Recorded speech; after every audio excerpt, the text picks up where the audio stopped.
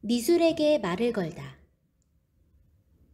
이소영 지음, 카시오페아 출판사. 당신은 마음속에 무엇을 축적하며 살고 싶나요? 이번에는 앙리 마티스의 스테인드 글라스만큼이나 인상적인 작품들을 남기고 간 에곤 실레를 소개해 드리려 합니다. 에곤 실레는 클림트의 제자로 클림트 못지않게 인기가 많습니다.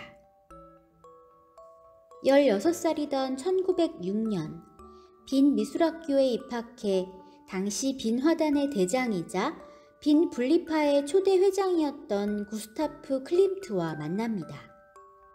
그래서 실레의 초창기 작품은 클림트의 영향을 많이 받습니다. 하지만 이 명석한 청년은 스승을 뛰어넘는 독창적인 표현으로 자신만의 예술 세계를 완성합니다. 클림트의 작품에 장식적인 패턴이 많은 반면 실레의 작품에는 텅 빈 공간에 둥둥 떠있는 듯 보이는 인물들이 등장합니다. 그래서인지 에곤 실레가 그린 초상화는 화려하기보다는 고독하고 풍요롭다기보다는 척박해 보입니다. 그런데 바로 그 지점이 보는 사람들의 내면에 공감을 불러일으킵니다. 당시 수집가이자 미술 비평가였던 아르투어 뢰슬레는 1911년 발표한 예술가와 예술 애호가들을 위한 잡지에서 실레를 두고 이렇게 말합니다. 실레의 작품은 우리의 감각을 아슬아슬하게 건드린다.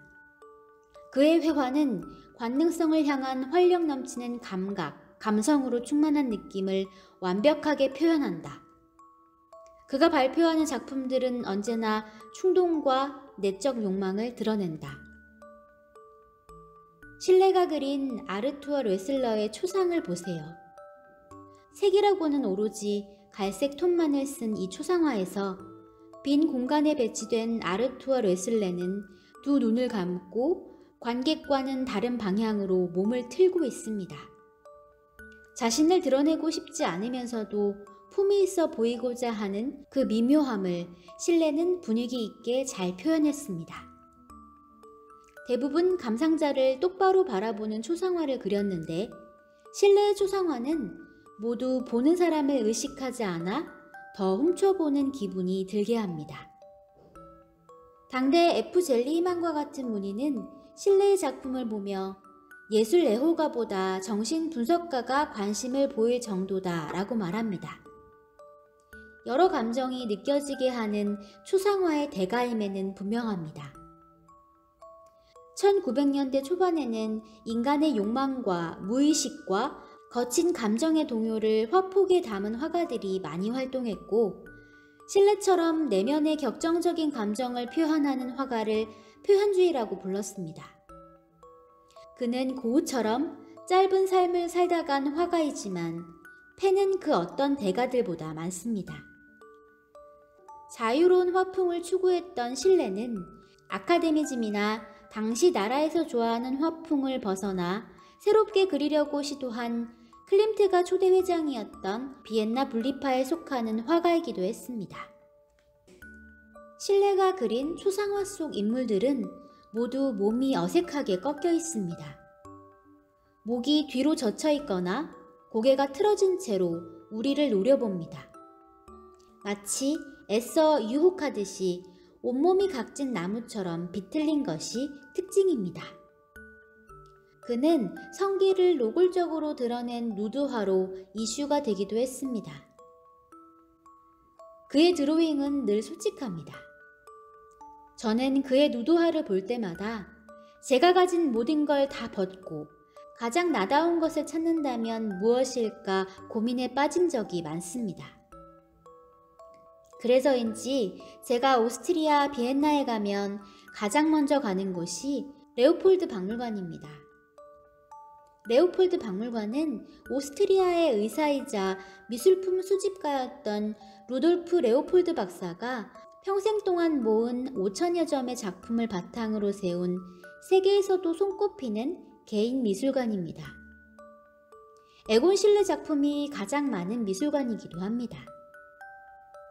제가 이 미술관을 좋아하는 이유는 여러 그림들과 함께 헤드폰이 비치되어 있기 때문입니다. 그림을 보며 헤드폰을 착용하면 클림트 실레와 동시대에 살았던 작곡가 구스타프 말러의 교향곡이 들립니다. 관람객은 클림트와 실레의 작품, 말러의 음악을 한순간에 보고 들을 수 있어요.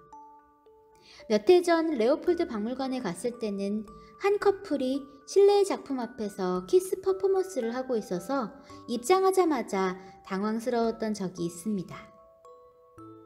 실레가 외설적인 누드화만 그린 것은 아닙니다. 저는 그의 풍경화도 좋아하는데요. 누군가와 함께 보면 화끈거리는 누드화나 인물화에 비해 풍경화는 쓸쓸하면서도 강인해 보입니다. 바꿔 말하면 스스로 고독을 자처한 듯 보입니다. 지붕의 타일도 촘촘하고 창문도 촘촘하고 빨래도 촘촘합니다. 집들의 반대편에서 내려다보듯 그린 크루마루의 풍경은 어머니의 고향인 크루마루 풍경을 그린 것입니다. 이때 그린 작품들은 실레가 과거에 그린 성적이고 노골적인 초상화들과 다르게 아기자기하고 평온합니다. 크루마우는 몰다우강 운하에 있는 작고 조용한 마을이었거든요. 실제로 크루마우는 18세기 이후 지어진 건물이 많지 않아 마을 전체가 세계문화유산으로 지정되었고 여전히 중세시대의 동화 속 마을처럼 존재합니다. 몰다우강을 바라보고 있던 실레의 집에는 테라스와 꽃밭이 있어서 실레에게 안정감과 희망을 주었어요. 하지만 다른 마을에 비해 폐쇄적인 크루마우는 동시에 실레에게 어두운 기억도 안겨주었습니다. 실레가 마을의 소녀들 중 누드 모델이 되고 싶어 하는 소녀들을 정원으로 불러 크로키를 그렸거든요. 소녀들을 누드 모델로 내세우는 것을 빈이라는 예술 도시에서는 이해받을 수 있는 일이었으나 작은 마을인 크루마우 주민들에게는 전혀 이해할 수 없는 일이었습니다. 마을 사람들은 젊은 화가가 어린 여자를 야한 그림의 모델로 세운다면서 언성을 높였습니다. 어느 날의 실레는 미성년자 유괴 및 성추행 혐의로 고소를 당해 재판까지 하게 되었습니다. 연인이었던 발리와 함께 집으로 돌아가고 싶어 하지 않는 가출 소녀를 데리고 있었거든요. 그래서인지 실레가 그린 크루마우 풍경들은 기쁘고 슬픕니다. 마음에 있는 다양한 감정들을 차곡차곡 쌓아 촘촘히 채운 기분이에요. 마치 무언가가 부족해서 채우려는 것처럼 말입니다. 실레에게는 무엇이 부족했을까요? 그는 그림들로 무엇을 채우려 했을까요? 저는 그가 공감받고 이해받고 싶었던 건 아닐까 생각했습니다. 새로운 마을에서 성추행 범죄자로 오해받으며 지내야 했던 그는 재판을 통해 오명은 씻었지만 에로티시즘이 가득한 작품으로 인해 감옥에서 얼마간 더 시간을 보내야 했죠. 실레는 하늘에서 내려다본 듯이 그린 그림을 그리며 자신을 폭넓은 시야로 바라봐 주길 바랐을지도 모릅니다. 세상을 살아가는데 가장 중요한 것은 시간도 돈도 아닌 나를 이해해주고 지지해주는 마음이기 때문입니다. 그는 야외에서 크루마우 풍경을 보고 바로 그리지 않고 많은 생각에 잠기고 풍경을 마음에 간직한 채 작업실로 돌아와 화폭에 옮기곤 했습니다. 많은 것을 축적하며 그린 듯한 크루마우 풍경에서 저는 실레에 공허했던 감정들을 느낍니다.